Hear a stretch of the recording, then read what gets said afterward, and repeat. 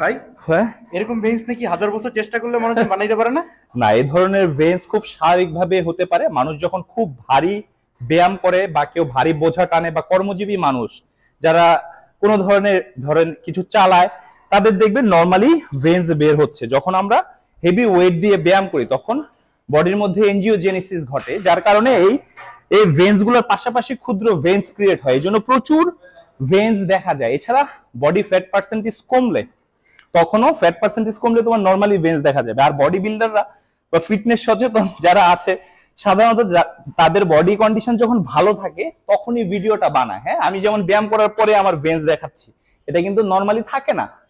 ঠিক আছে, তো আমাদের ভেন্স না বানিয়ে, এটার সাথে 1000 বছরের বডি বিল্ডিং এর সম্পর্ক নেই, ভেন্স না বানিয়ে আমাদের সুস্থ থাকা উচিত।